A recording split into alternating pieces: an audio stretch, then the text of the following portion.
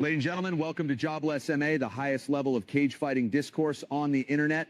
Make sure to like and subscribe. If you do, I'll have my secretary send the Addy for my next Rager. Team Jobless. We watch fights together. We drill technique together. We grow together. And we order ladyboys together. Fellas, we are back with another video. And before we get into the video, guys, and it's a very, very interesting, controversial one, go ahead, round of applause for Bobby King Green. I'm beating my chest right now. Guys, what a win from Bobby Green last night in the Mexico fight night. Vintage Bobby Green. As we've been over before, probably this channel's favorite fighter. We love you, Bobby Green. Still kicking. Guys, it could be a title run, okay? It could be. But without further ado, let's get into the video. So last night we had Lonnie Loner, whatever his name is, Kavanaugh versus Brandon Moreno in the main event. And I thought Loner Kavanaugh clearly won the fight. And I go to Instagram today and I'm seeing a comment section and I see a guy at the top, right? And he's got one of those comments with like 300 likes and like 90 replies. So you know it's a good one. And he's like, Brandon Moreno clearly won that. I don't know what you guys are talking about. And I look at the guy's username. The guy's username is like, guys, I want to say it was Hernan Cortez, like the fucking Spanish explorer, some shit like that. It was very, very probably Mexican name, right? And this made me think, and I've been pondering it. I've been pondering this truth for a long time, guys. The truth about MMA fan bases. Guys, the thesis for this video is the truth is it is very, very tribal, very racial. And by tribal, I mean in a lot of areas in life, but I think especially in this MMA fan base area, people go with someone who is their own, religion, from the same country as them, the same race as them. I don't really know what same, sexuality doesn't work, but you guys get what I'm saying. And this is the truth of MMA, and it's something that not a lot of people say, right? We'll be in fan bases, we'll be having arguments about, we'll be in comment sections having arguments about, I like this fighter and I like that fighter. And the truth is, people usually support fighters who are the same as them in one way or another. So we're going to go through a couple examples of this that are very, very true.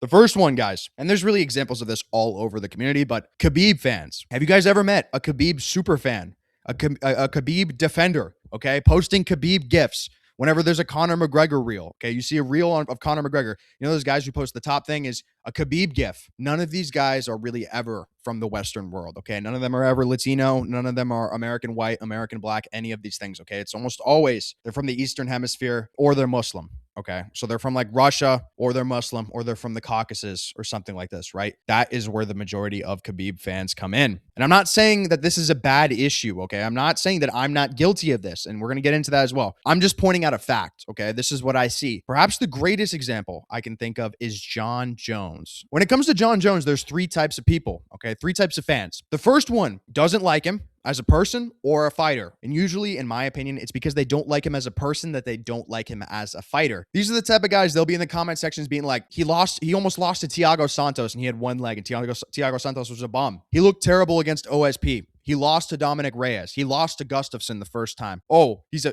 picogram. He's a steroid cheat. All of these things, guys. And I'm going to be real with you. The majority of these people are usually white, okay? Usually white. The second group is where I find myself, which is you don't like him as a person. You're not really a fan of him as a fighter, but you respect his greatness. Okay. This is where I find myself. I'm not looking forward to Jon Jones winning the heavyweight title again, but I think he's the best fighter of all time. Steroids or not, controversy or not, his resume is unbeaten. Okay. Hit after hit after hit. Glover Teixeira, Rampage Jackson, Daniel Cormier twice, Gustafsson twice, Santos, St. Preux, Smith, Gane, Stipe, right? Lyoto Machida, the best resume of all time, and someone who is a real trailblazer in the game of MMA. That's how I view Jon Jones. I'm not a fan of him. I would be kind of pissed if he was on the White House card fighting Alex Pereira, which is what we might be hearing, but I really respect his greatness.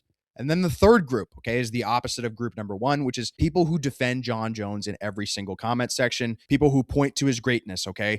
They don't really care about the out of the cage stuff. They don't care about the cheating. They're like, but he did this and he did this and he did this. And these people, guys, are almost always black. Almost always.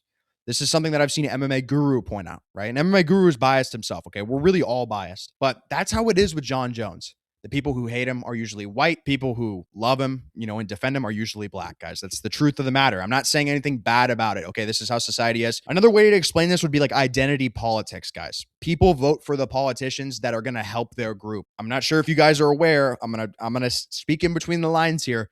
Usually it's white people voting for Trump and it's non-white people voting for the other person. Kind of a base rule of thumb, especially white men voting for Trump, women, everyone else, people who are, brown, black, whatever you are, they vote for the other side. It's how the world is. Another example, and I don't want to put someone on the spot here, okay, would be Kenny Okoye. Think of an issue like this. Okay, we know Kenny Okoye, his two favorite fighters, Kamaru Usman and Israel Adesanya. He will defend these guys till the end of the earth. I mean, it makes sense, guys. Think of an issue like when Kamaru Usman was slated to get the title shot against Islam Makhachev. Kenny Okoye was on there talking to, I think it was MMA Joey, and he was giving him all of these reasons. You know, Kamaru Usman has the legacy and this, and you know, Jack Della Maddalena didn't do this, and Carlos Prates hasn't done that, and Ian Gary's boring, and this and that and this and that. And guys, it's really kind of like how politics are. People want to defend their tribe, but you can't just come out and say that in real life. Guys, I can, because this is a cage fighting channel, and I feel like I'm doing it in a respectful way because we're all guilty of this, whether we want to admit it or not. That's how it is, man.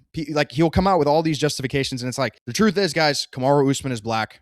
He's a great, you know, African, I guess he is African-American, a great African-American champion, right? And that's kind of why Kenny Okoye thinks that he deserves a title shot over someone else, guys, who's clearly more deserving, like Ian Gary, right? Ian Gary's way more deserving of a title shot, and we're all guilty of this in MMA, right? We'll justify why, you know, one fighter deserves a title shot over another. And a lot of times the metric that we use is, you know, we just like the fighter, okay? We like them because of their fight style, this or that. I think of like middleweight. A lot of people don't want Sean Strickland to get another title shot, and it's because he's boring, guys, or it's a racial thing, okay? Bryce Mitchell and Sean Strickland, I think, are two great examples of this phenomenon I'm talking about. The people who support them are usually white Christian Americans. It's just facts, and I support them because I am a white Christian American. It is complete facts, guys. And we see this phenomenon in other places too. Definitely a place we see this, guys, is in MMA judging. A great example, they call it hometown cooking, guys. We all know that this is a phenomenon in MMA. When they go to a certain country and they go to decision, you worry that they're going to give, you know, the fighter who is native to that country the decision. A great example, Michael Bisping versus Anderson Silva in England, okay?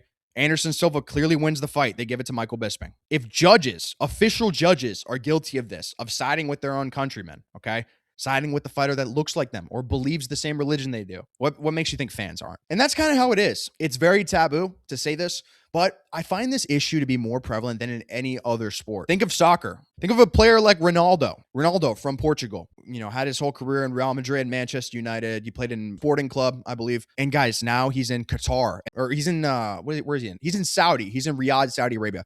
And they love Ronaldo. They worship the ground he walks on, okay? In MMA, the tribalism is stronger than in other sports. And I think that this is probably because of a multitude of reasons, but I think that the global success of stars like Messi and Ronaldo show the difference, okay? I think probably the biggest reason is because of the demographic of MMA. The fans are pretty much all young men under the age of 40, okay? And young men, you guys know, men are more tribalistic than anybody else, especially women. When there's a war, who gets fired up, okay? Who's like, you know, let's go get these guys, right? It's men. When it comes to immigration issues, immigration reform, who gets the most fired up? It's men. Women do not care about illegal immigration. They do not care about immigration. They do not care about racial issues. They don't care about any of this. They don't care about preserving their own culture, any of this type of stuff, okay? It's just not how their brains are wired, in my opinion. So I think that because of the demographics of the MMA fan base, the fans are a lot more tribal. They look at things like, this guy's not the same religion as me, I don't want to cheer for him. This guy's not the same race as me, I don't want to cheer for him.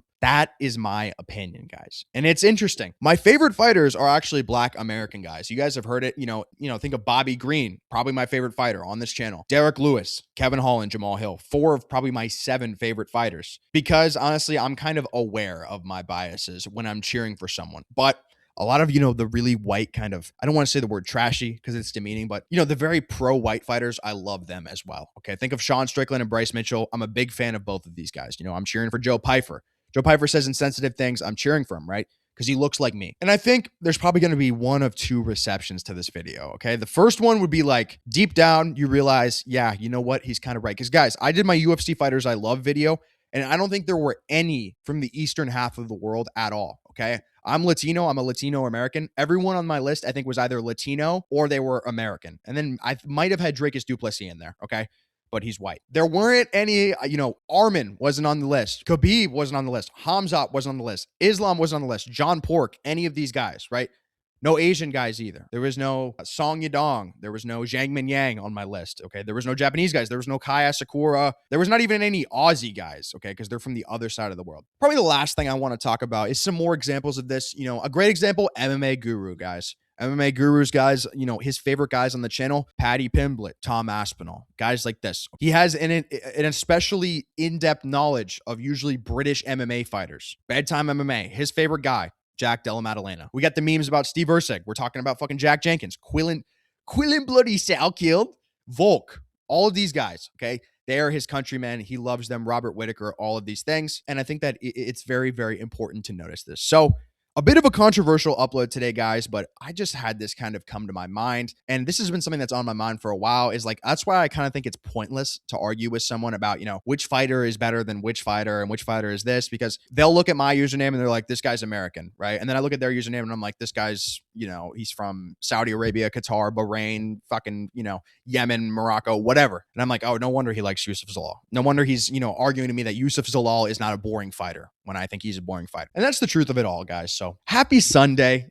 I'm sorry to have this kind of, if it is kind of a doom and gloom outlook on things, right? You're basically saying that nothing else matters besides tribalism, which isn't the truth of life. Because guys, in real life, tribalism, you know, it is very real, but I think it's a lot less real in real life than it is in MMA fan bases. Okay. MMA fan bases are like a breeding ground for tribalism, right?